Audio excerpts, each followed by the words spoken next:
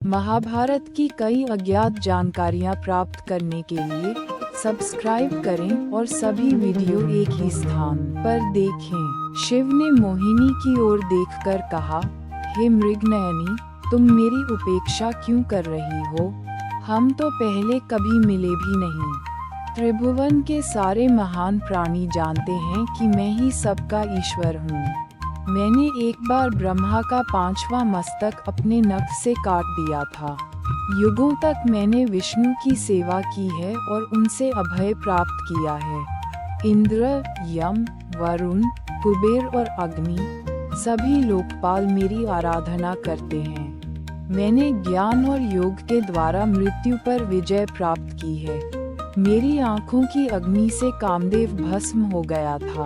त्रिभुवन में जिसे महामाया या मोहिनी कहा जाता है, वह भी मेरे अधीन है। गंगा, जो त्रिपथगामिनी और विष्णु की अंश है, वे भी मेरे चरण कमलों की सेवा करती हैं। जो मेरी भक्ति करते हैं, वे इच्छित वर पाते हैं।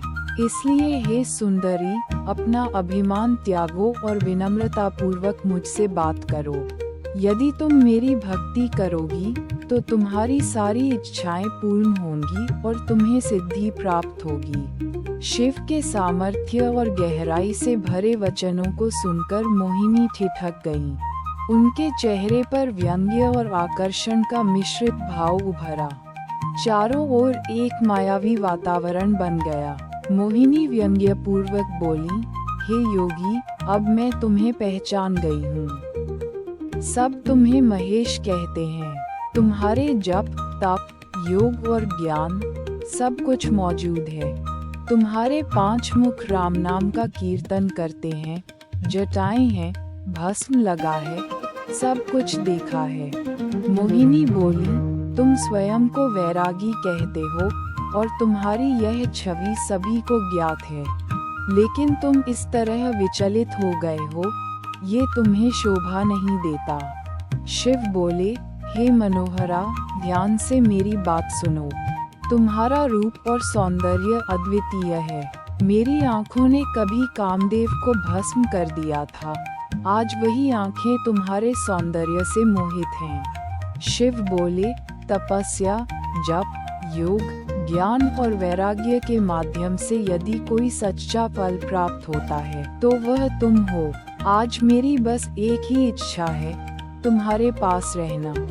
यही मेरी मनोकामना है। शिव बोले, मैंने जो कुछ भी तपस्या की है, राम नाम का जप किया, जटाएं रखी, भस्म लगाया, शमशान को अपना धाम बनाया, आज उसका सच्चा फल मुझे मिला है। वर्षों बाद विधाता ने मुझे यह अमूल्य रत्न दिया है। शिव बोले, मैंने अपने समस्त कर्मों को जगत के प्रति समर्पित कर दिया है। हे वरान्ना, कृपा करके मेरे पास रहो। मोहिनी ने शिव की प्रार्थना सुनकर एक पल के लिए मौन धारण किया। उनके चारों ओर की आभा और अधिक तेजस्वी हो उठी। शिव की बात सुनकर मोहिनी हंसते हुए बोली, हे शिव, क्या तुम्हें पता है कि इस जगत में तुम्हारे लिए वास्तव में क्या अप्राप्य है? जो व्यक्ति समस्त कर्मों का त्याग करके मुझे तन, मन और वचन से भजता है, मैं केवल उसी को आलिंगन करने को तैयार हूँ। शिव ने अपना त्रिशूल एक ओर रख दिया और हाथ जोड़कर गहरे संकल्प के साथ बोले, हे कन्या, तुम्हें सब जानते हैं, मेरे पास रहो। मोहिनी बोली, हे शिव, तुम मुझे इस तरह छल में क्यों डाल रहे हो? तुमने तो एक पत्नी को अपनी जटाओं में छिपा रखा है और दूसरी को अपने आधे शरीर में स्थान दिया है। शिव बोले, हे मृगनयनी, तुम ऐसा क्यों कह रही हो? सैकड़ों गंगा और दुर्गा मेरी सेवा करती हैं।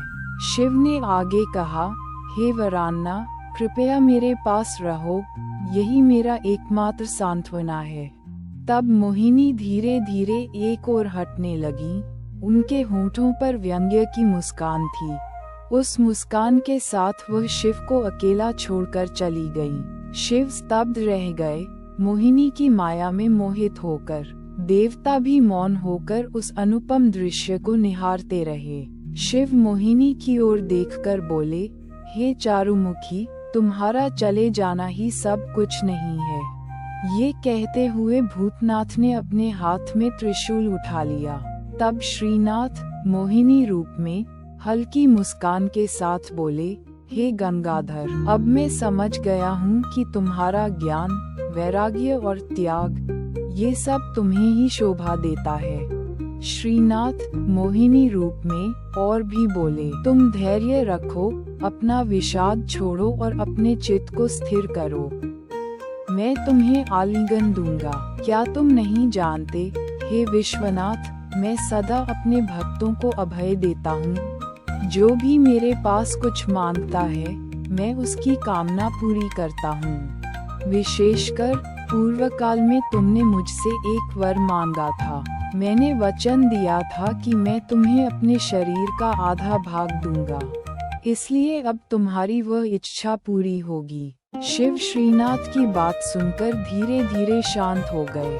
उन्हें समझ में आया कि उनकी सारी तपस्या और साधना आज सार्थक हो गई है। श्रीनाथ की करुणा की एक किरण उनके मन में शांति भर गई। जगन्नाथ ने अपने हाथ फैलाते हुए शिव से कहा, आओ मेरी बाहों में। जैसे ही उन्होंने कहा, चारों ओर स्वर्णिम प्रकाश फैल गया।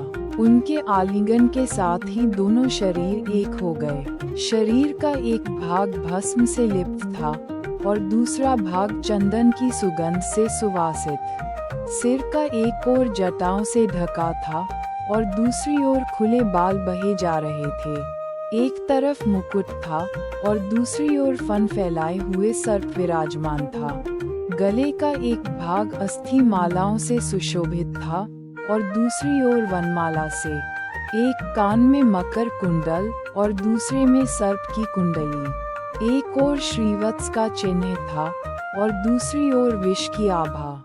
कमर का एक हिस्सा बाघ की खाल से ढका था और दूसरा पीतवस्त्र से। एक पैर में फन उठाए सर्प और दूसरे में सोने की नूपुर की चमक। हाथों में एक ओर शंख और चक्र और दूसरी ओर त्रिशूल और डमरू शोभायमान थे। हर शस्त्र से दिव्य ऊर्जा की किरणें फूट रही थीं। उस युगल रूप के एक ओर दुर्गा विराजमान थी और दूसरी ओर लक्ष्मी। देवगण प्रणाम कर रहे थे और चारों ओर पुष्प वृष्टि कर रहे थे। सौती उस दिव्य युगल रूप को स्मरण करते हैं जो त्रिभुवन को मोहित करता है। उनके चरण कमल से निकला प्रकाश पूरे ब्रह्मांड को प्रकाशित कर रहा था।